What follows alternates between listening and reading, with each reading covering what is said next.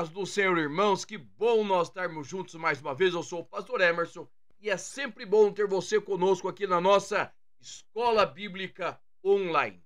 E neste primeiro trimestre de 2025, nós estamos tratando do tema de apologética cristã, ou seja, da nossa defesa da fé.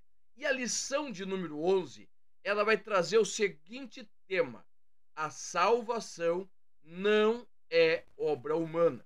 Porque nós já vimos que tanto a doutrina do pecado, do Espírito Santo, a doutrina de Cristo tem sido atacada cada vez mais por essas falsas doutrinas, essas falsas igrejas que têm surgido.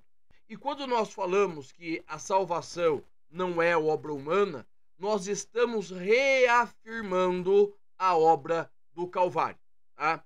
Então fica com a gente, tem muita coisa boa e eu tenho certeza que vai te ajudar bastante.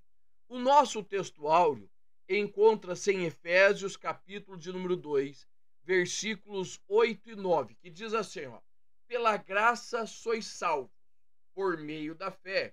Isto não vem de vós, é dom de Deus, não vem de obras, para que ninguém se glorie, tá? Então, no capítulo de número 2 da carta de Paulo aos Efésios, nos versículos de 1 a 10, nós temos o quê? Nós temos uma breve, mas profunda explicação do apóstolo Paulo sobre a condição do homem, dos versículos 1 ao 3, o plano e o amor de Deus em movimento, nos versículos de 4 a 7, o presente recebido de Deus por meio de Cristo Jesus, ou seja, a graça, nos versículos 8 e 9, e, por fim, a nossa situação atual em contrapartida à nossa antiga situação.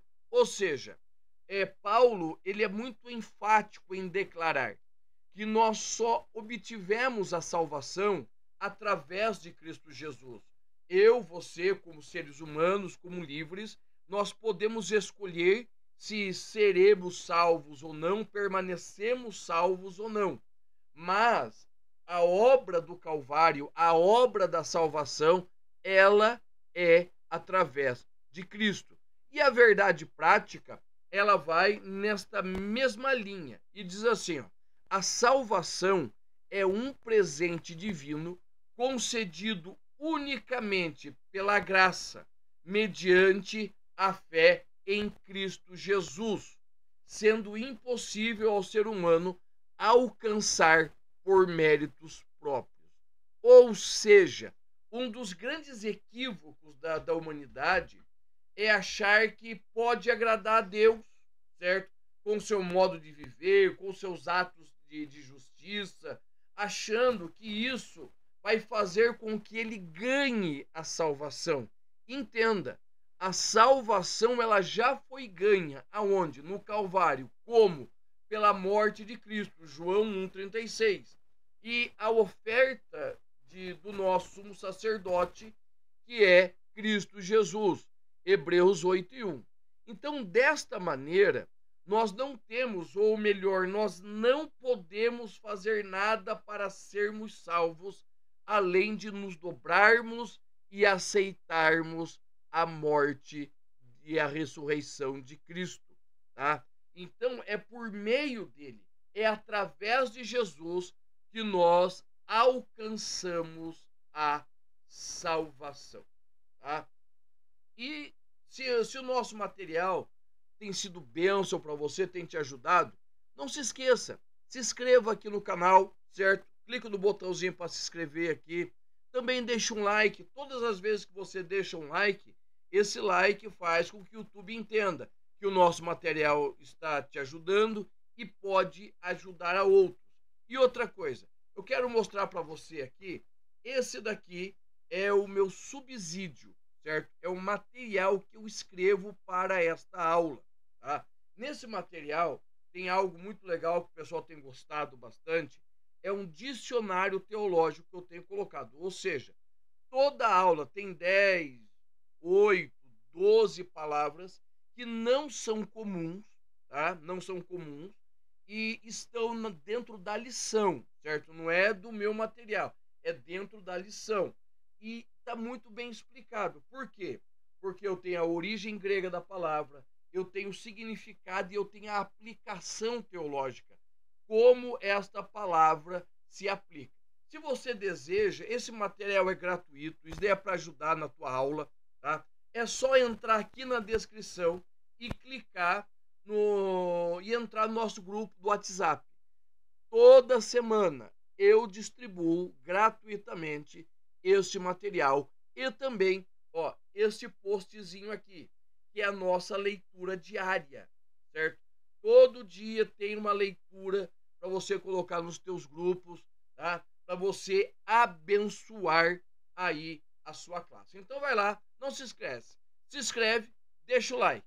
Entra no nosso grupo do WhatsApp que eu vou entregar para você o nosso subsídio da aula e também esse material aqui que é o nosso postzinho da leitura diária, certo? Vamos para frente então? No nosso primeiro tópico, o tema é o seguinte: a salvação sob a graça de Deus. O primeiro subtópico, a descrição do estado espiritual do homem. Se você voltar na aula passada, nós falamos exatamente da doutrina do pecado, do homem se corrompendo, ou seja, o pecado corrompeu a natureza humana. Tá? O apóstolo Paulo descreve a condição do homem antes da regeneração, ou seja, nós estamos espiritualmente mortos, seguindo o curso deste mundo, andando segundo o príncipe das potestades dos ares, Efésios 2:2. Tá? E Paulo ele vai usar o grego, certo, para a palavra mortos, certo, é necros, certo, indicando uma total inabilidade espiritual, ou seja, o homem sem Cristo está separado de Deus e sem a capacidade de buscar por si só a salvação, tá? Isso, certo? O homem não consegue. Sem Cristo, o homem não consegue, certo? Alcançar a salvação. E é nítido a referência do apóstolo Paulo a Gênesis capítulo 3, da conversa que Eva teve com a serpente, entendeu? Que foi uma sugestão maldosa, que se ela comesse, ela poderia, certo, chegar à estatura de Deus. Tá? Isso daí, irmão, tem uma profunda ligação com o desejo de Satanás em Isaías capítulo 14 e Ezequiel capítulo 28, onde vai falar da queda de Lúcifer e o desejo dele de ascender ao céu, certo? De ascender ao céu e estar próximo e colocar o seu trono acima das alturas de Deus. Então, quando o primeiro casal desobedece a Deus e ouve a serpente, eles permanecem fisicamente vivos. Porém, certo, a pior das mortes lhe acomete, que é a espiritual. Então, além disso, a natureza pecaminosa herdada de Adão coloca toda a humanidade sobre a condenação do pecado, tornando essencial a intervenção divina para que o homem seja salvo. Tá? Ou seja, nós só somos salvos através de Cristo, porque a descrição do estado espiritual do homem é de morte e de total afastamento de Deus. E o nosso subtópico 2 é assim: mortos em ofensas e pecados. A palavra pecado aí em Efésios 2:1, 2:5 é hamartia, certo? Hamartia, que é exatamente uma transgressão da lei divina, certo? É o fator que conduz à morte espiritual. Romanos 3:23 vai deixar muito claro isso, que todos pecaram. E o que aconteceu? Eles estão destituídos da glória de Deus. A glória de Deus já não está mais com ele. Por outro lado, o apóstolo João, em 1 João 1:8, ele diz assim, ó, se dissermos que não temos pecado, enganamo-nos a nós mesmos. Por quê? Porque o homem sem Deus, ele vive, ele está imerso em pecado. A separação de Deus torna impossível ao homem obter a salvação pelos méritos próprios, pois a inclinação do homem é naturalmente o afastamento de Deus. Em Gênesis 11, de 1 a 9, temos um claro esforço humano para ascender ao céu, tá? E ele vai fazer o quê? Ele vai encontrar-se num caminho de perdição. E todas as suas tentativas serão frustradas, tá? Pois sem Cristo, olha só o que eu vou dizer para você, marca aí e passa para os teus alunos. Sem Cristo não encontramos o caminho do céu. Por quê?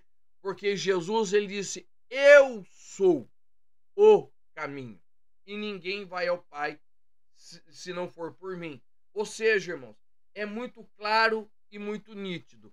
Salvação somente através de Cristo Jesus. E o nosso subtópico 3, ele vai trazer para nós a exegese dos versículos de 8 a 10, tá?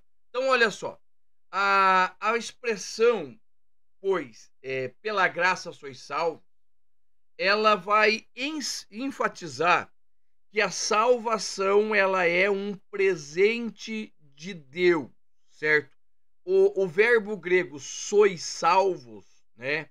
É o grego sosesmenoi, certo? Sosesmenoi, tá? Tá ali no PDF, bonitinho, se você quiser usar ali na tua classe, tá? Ele está no tempo perfeito, indicando que a salvação, ela é uma obra concluída por Cristo e ela tem um efeito permanente, entendeu? Isso significa que a salvação, ela é uma obra definitiva, certo? E não pode ser anulada pelas ações humanas, tá? Ou seja, Cristo morreu para salvar todos os homens. Não é um, não é dois, são todos os homens. E eu posso fazer o que eu quiser, que eu não posso anular o que ele fez. Porém, preste atenção, porém, eu, Emerson, se eu tomar a decisão de me afastar de Cristo, eu posso, certo, perder a salvação. E o escritor aos Hebreus deixa isso bem claro, tá? Então, as nossas boas obras, elas são evidências da transformação operada por Deus na minha vida, certo? Mas elas não têm poder redentor. Elas são frutos da salvação, mas ela não salva. E eu preciso deixar bem claro para você aqui, certo? Para nós não cairmos no erro do calvinismo, da predestinação, pois estes vão pregar, e eles creem nisso, que uma pessoa, ela, desde o seu nascimento, ela é separada para a perdição ou para a salvação, certo? Baseados na presciência de Deus. Eles dizem que o homem não pode fazer nada para mudar essa realidade. Nós, porém, assembleianos, nós cremos no livre-arbítrio, certo? Nós somos de uma vertente arminiana e nós compreendemos que a salvação em Cristo foi realizada no Calvário, em benefício de toda a humanidade sem distinção, e que cabe a mim e a você tomarmos esta decisão ou não pela nova vida. Assim, Cristo morreu por todos, porém nem todos desejam viver segundo a sua vontade. Eu gosto de trazer um exemplo que é bem prático, né? Na minha cidade aqui tem um mercado que todos os dias ele tem uma degustação de café, todos os dias. Tem uma marca de café, tem um quiosque lá, todo dia tem café de graça ali. Só que o que eu presto atenção? Sempre que eu vou lá, eu tomo o café de lá. É gostoso, né? E nesses dias que tá caro, ajuda. Mas o que eu presto atenção? Que o café está lá, é de graça, alguém já pagou por esse café, quem pagou? A empresa, mas o café tá pago e é de graça. Mas nem todos pegam, certo? N motivos. Não gostam de café, outros estão com pressa, outros estão com vergonha, outros simplesmente não querem. Pronto, tá? A salvação é da mesma forma. A salvação está disponível a toda a humanidade. Mas uns têm vergonha, outros não querem, outros vão deixar para depois. Tá? Apenas alguns vão lá e participam daquele café e participam da salvação. Tá bom? Vamos para o nosso segundo tópico. Se eu tô te ajudando, deixa um like para mim aí, comenta aí, né? Se você entende a mecânica da salvação, tá? Se ficou claro para você, se você precisa de um entendimento um pouquinho melhor, a gente pode aí te ajudar, tá bom? Deixa seu comentário, se inscreve. Tudo isso que eu tô falando está aqui no meu material de PDF, no meu subsídio em PDF. Pede ali e nós vamos te ajudar. Entra no nosso grupo aqui no WhatsApp, tá aqui na descrição, tá bom? O nosso segundo tópico vai falar assim: soteriologias inadequadas da antiguidade. Ou seja, o comentarista aqui, ele vai trazer os pensamentos errados sobre a doutrina da salvação. E o primeiro dele, é um dos mais antigos, tá? É a ideia o reencarnacionismo, tá? E a crença na reencarnação, ela é muito presente nas religiões hindus antigas, gnósticas, e elas sustentam a ideia de que, primeiro, a alma humana é imortal, tá? E que essa alma, ela passa por múltiplas existências até alcançar um estado final de perfeição, de iluminação, tá?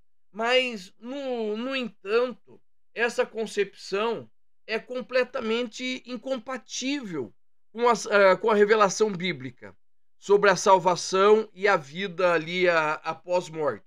Tá?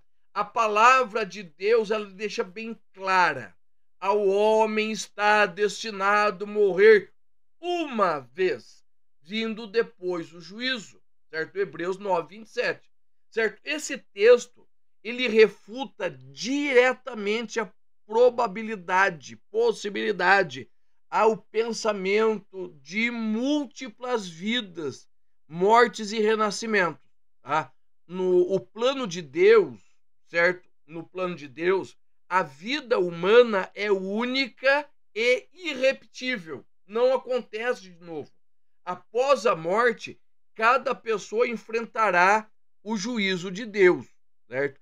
E não há um ciclo contínuo de reencarnação. Entenda, o crente, quando ele aceita Jesus, a vida dele é uma vida de expurgo. Toda a vida cristã, o Senhor está expurgando, tirando de nós aquilo que não serve. Para quê? Para que no momento do arrebatamento nós estejamos eternamente com Ele. Aqueles que estão sem Cristo, eles vão ter o trono branco, certo? Que é o momento que os seus pecados não é que serão julgados, né? Mas os seus pecados serão sentenciados. Tá? Além disso, a nossa fé cristã é a fé da ressurreição ou da transformação, não é da reencarnação. O apóstolo Paulo, escrevendo aos Coríntios, ele deixa bem claro que a ressurreição de Cristo é o fundamento do evangelho. Está lá em 1 Coríntios, capítulo de número 15, versículos de 12 a 14. Ou seja, a salvação ela independe de múltiplas existências. Por quê? Porque a obra de Cristo ela é perfeita. Se existisse morte e reencarnação, a obra do Senhor Jesus não teria propósito. Mas as Escrituras, elas nos ensinam que a justificação, a salvação e a glorificação são obras de Deus realizadas em nós, nesta vida. Segundo o Evangelho de João, capítulo 3, versículos de 3 a 7, e Tito, capítulo 3, versículo 5, certo? O sacrifício de Cristo foi único e suficiente para a salvação da humanidade, tá? Então, a reencarnação, essa doutrina, ela é estranha à fé cristã. A nossa esperança não está num ciclo interminável de vida. A nossa esperança está na promessa de Cristo. E que promessa é esta? A vida eterna. Outro ponto que o nosso autor colocou aqui são os galacionistas, certo? Esse termo é derivado dos judaizantes lá da Galácia, certo? Aquele povo que batia contra Paulo, dizendo que a obra da evangelização de Paulo estava incompleta. Por quê? Porque o cristão, para ser salvo, ele precisava seguir as leis de Cristo, mas também obedecer a lei do Antigo Testamento. Tá? Então, para eles, você seria salvo se guardasse o sábado, você seria salvo se guardasse as leis dietéticas, bem parecido com o que nós temos visto nesses últimos dias em determinadas religiões. Então, o apóstolo enfatiza que aqueles que tentam justificar-se pela lei estão perdidos, Gálatas 3:10. A tentativa de obter a justiça por meio da lei, ela automaticamente ela anula a justiça de Cristo no Calvário, tornando a nossa fé sem efeito. Gálatas 5:4.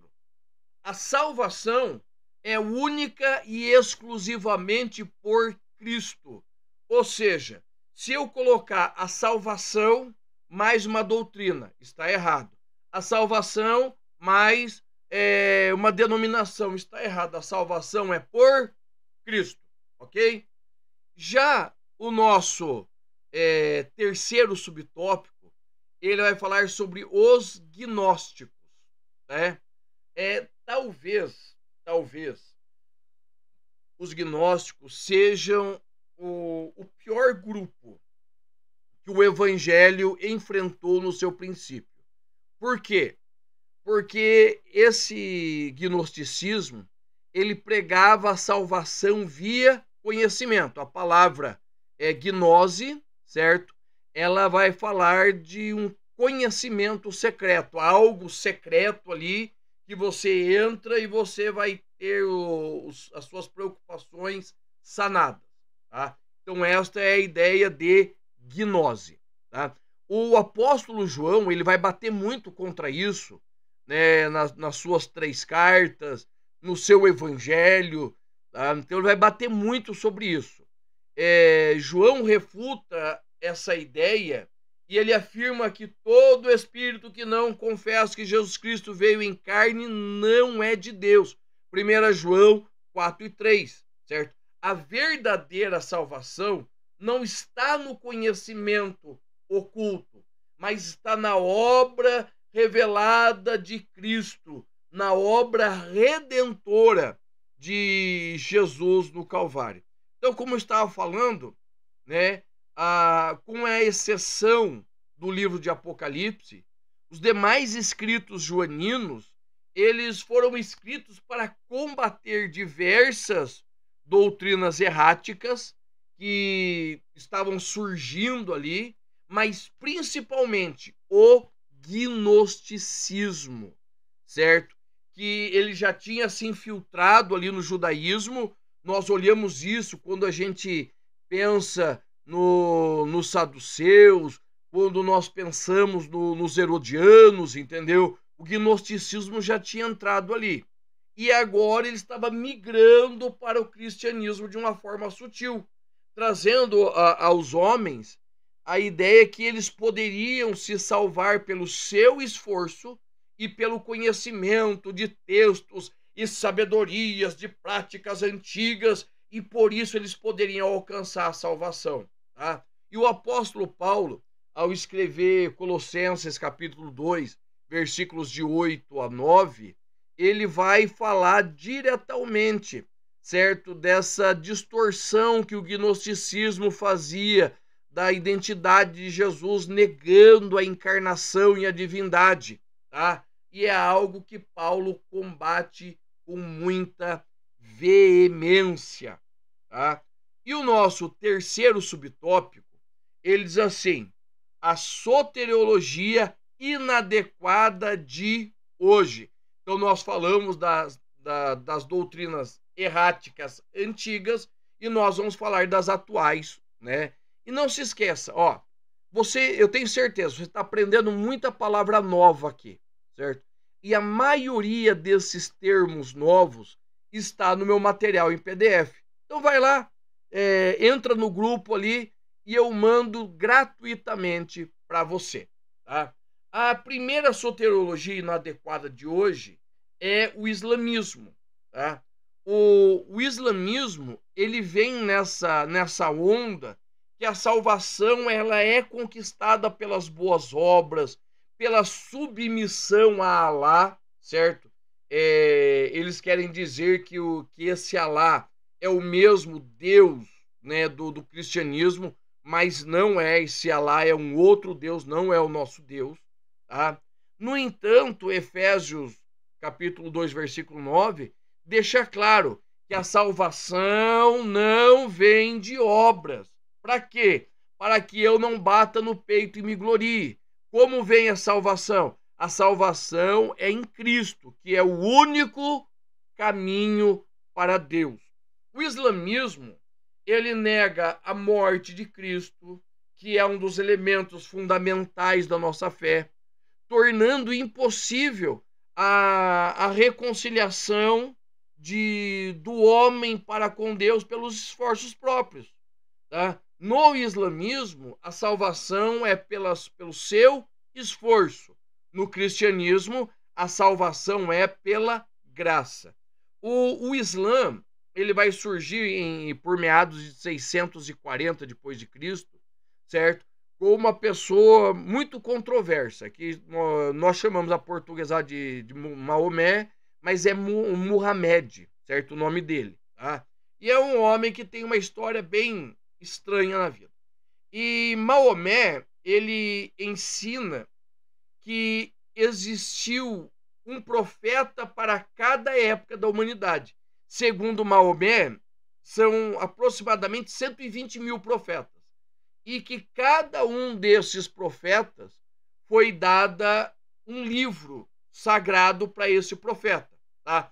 Mas apenas 3 permaneceram, os outros tudo se perdeu, tá? Primeiro, a lei que foi dada para Moisés. Moisés era um profeta, foi dado um livro sagrado que é a lei. Os Salmos de Davi e o Evangelho de Cristo Jesus, tá? Então existem três profetas que guardaram os seus livros e nós temos até hoje, segundo o islamismo, tá? Quando nós olhamos nesta visão, quem é Jesus? Jesus é mais um profeta. E quem é Maomé? Maomé é o último dos profetas, é chamado de o selo dos profetas e foi dado a ele o último livro. E que livro é esse? É o Alcorão, tá? Então, o islamismo, a salvação é pelas obras, pois todas essas serão pesadas em balanças, e se as obras boas superarem as más, este será salvo e irá ao paraíso. E aqueles que morreram por Alá, aqueles que morreram na jihad, né, que é a guerra santa, eles vão para um lugar especial, tá? E porque eles são os mártires, eles não passam pela balança, eles vão direto ao paraíso e lá eles têm uma série de benefícios, incluindo benefícios sexuais, tá? Então é um negócio bem estranho a salvação no islamismo. Outra coisa interessante, quando nós olhamos para o islamismo, para os muçulmanos, que eles têm um certo purgatório, tá? Que aqueles que forem reprovados na balança, eles terão os seus pecados purgados, tá? Então, veja bem, uma das maiores dificuldades para conciliar o cristianismo com o islamismo está exatamente na questão da morte de Cristo na cruz. Por quê? Porque para ele, Cristo não morreu na cruz. Quem que morreu? Judas. Judas, aquele que traiu Jesus, foi confundido por Jesus e morreu no seu lugar. Desta forma, Cristo não morreu pelos nossos pecados e nem ressuscitou para nos garantir a vida eterna. Ou seja, toda a obra de Cristo é um fiasco na visão deles. Mas nós sabemos que nós somos salvos em Cristo e por Cristo. Outro ponto são as testemunhas de Jeová. Tá? Esse grupo, eles negam a divindade de Cristo, ensinam que a salvação depende das boas obras e da lealdade à organização. Tá? A Bíblia ela vai afirmar que há um só Deus e um só mediador entre Deus e os homens, Jesus Cristo, homem. 1 Timóteo capítulo 2, versículo 5. A negação da plena divindade de Cristo pelos testemunhos de Jeová compromete a eficácia da obra redentora. Por quê? Porque apenas um Salvador divino poderia expiar o pecado de toda a humanidade.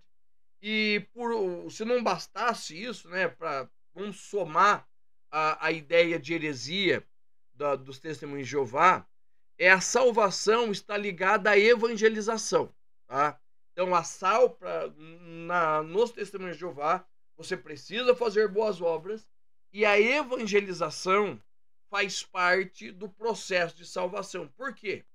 Porque existe um grupo seleto chamado 144 mil filhos de Deus que herdarão o reino dos céus. E você só fará parte desses 144 mil se você trabalhar também. Tá? O restante vai permanecer na terra. Ou seja, mais uma vez nós vamos encontrar a ideia de salvação pelos seus méritos, o que contradiz claramente a Bíblia. Tá? E o nosso terceiro subtópico, eles assim, o mormonismo. Tá? E essa seita pseudo-cristã, ela surgiu de uma pretensa revelação de Joseph Smith, onde ele recebeu um livro, que é o livro de Mormon, ele recebeu do anjo Moroni, certo? E aí já começa o erro. Por quê? Gálatas, capítulo 1, versículos de 8 a 9, Paulo vai dizer, mas ainda que nós mesmos ou um anjo do céu vos anuncie um outro evangelho, além do que já tenho vos anunciado, seja anátema. Assim como já vos dissemos, agora de novo também vos digo, se alguém anunciar um outro evangelho, além do que já recebeste, seja anátema. Ou seja, toda revelação, entre aspas, que Joseph Smith recebeu, certo? Ela é anátema, ou seja, ela é maldita segundo a Escritura. Tá entendendo? E se não bastasse isso, ele vai ter, né? Eles têm 3 livros. Existem 3 livros que têm autoridade divina. Primeiro, o livro de Mórmon, que é o primeiro que Joseph Smith recebeu. Daí depois nós temos Pérolas de Grande Sabedoria e Doutrinas de Convênios. Então são 3 livros. E a Bíblia? Como que fica a Bíblia? A Bíblia, ela é simplesmente um livro de consulta para que quando eles encontrem algum cristão, alguma pessoa que conheça a Bíblia e respeite a Bíblia, eles dizem, não, nós usamos, olha a Bíblia aqui. Mas você pergunta para eles, mas qual o livro que você lê? Ele vai dizer, eu leio o livro de Mórmon. Tá? Então, os Mormons, eles acreditam na salvação em 2 níveis. Primeiro, a salvação geral ou ressurreição universal. Eles ensinam que, devido ao sacrifício de Cristo, todas as pessoas, independente da sua fé ou obra, serão ressuscitadas e receberão algum grau de glória na eternidade. Você pode ser virado na casqueira. Segundo eles, haverá, certo, salvação para você. Segundo tipo de salvação, exaltação ou salvação plena. Para aqueles que alcançaram o estado mais elevado de salvação, chamado estado de exaltação.